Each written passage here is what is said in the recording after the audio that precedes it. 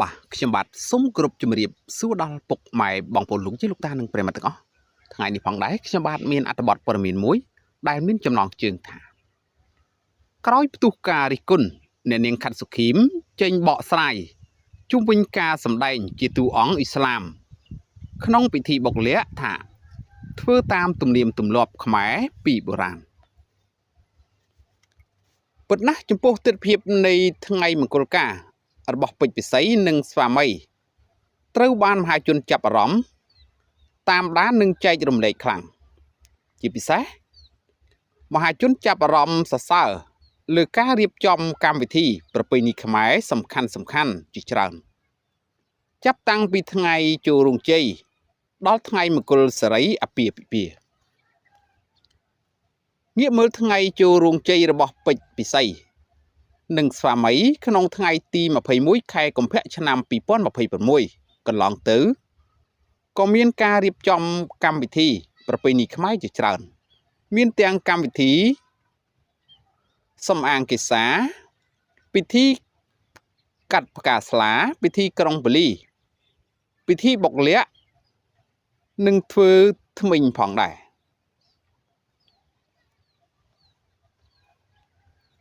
ដល់ឡែកក្រៅពីចាប់អារម្មណ៍សរសើរលើកម្មវិធីប្រពៃណីទំនៀមទម្លាប់ខ្មែរនីមួយៗនៃពិធីមង្គលរបស់ពេជ្រពិសីក៏មានការផ្ទុះចែករំលែកវែកញែកខ្លាំងក្នុងការ live ផ្ទាល់នៃកម្មវិធីបុកល័ក្ខដែលមហាជនខ្មែរមួយចំនួនពិសេសបងប្អូនខ្មែរឥស្លាមបានរិះគន់មិនពេញចិត្តខ្លាំងជុំវិញការវែងញែកក្នុងពិធីបុកល័ក្ខនេះដែរ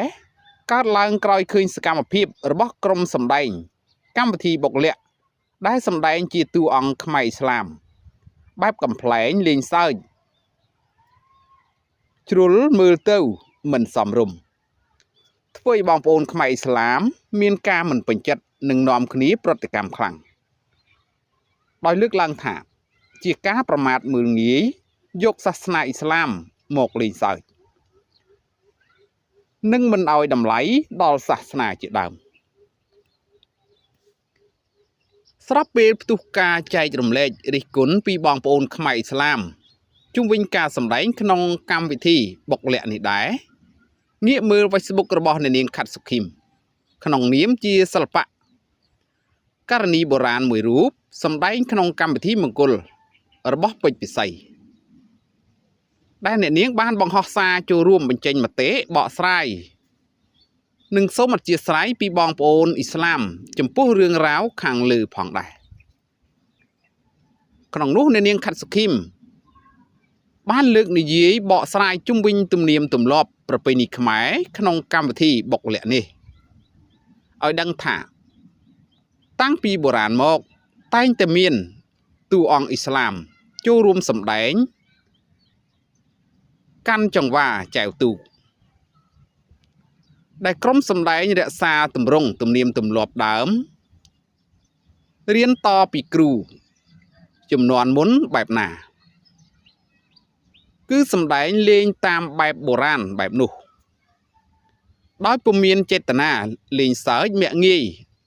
ដល់សាសនាឥស្លាមឡើយការបង្ហោះនោះអ្នកនាងខាត់សុខីមបាននិយាយបកស្រាយថា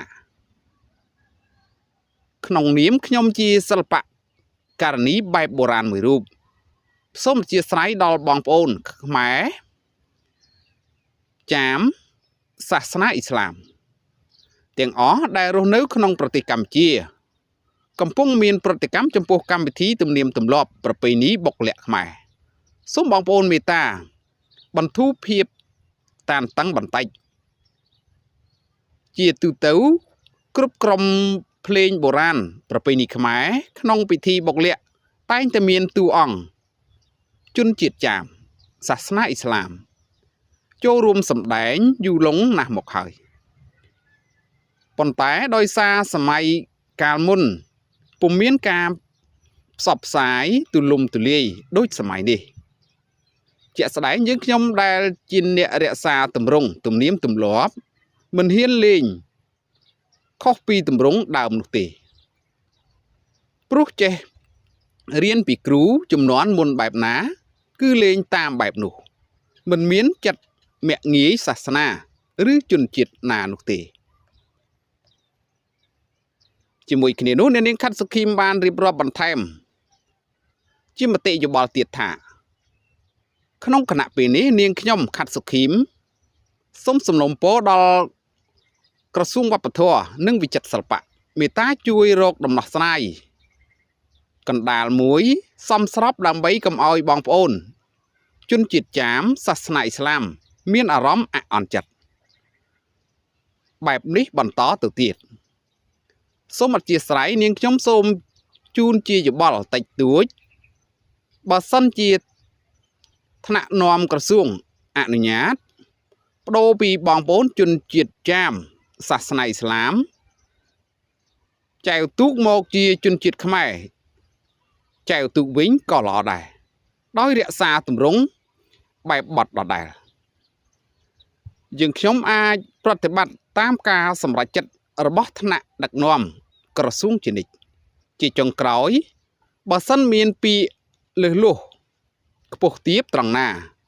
សូមមេត្តាថ្នាក់ដឹកនាំក៏ដូចជាបងប្អូនជនរួមជាតិទាំងអស់អធិស្ឋានដល់រូបនាងខ្ញុំផងដោយក្តីគោរពពីនាងខ្ញុំខាត់សុខីម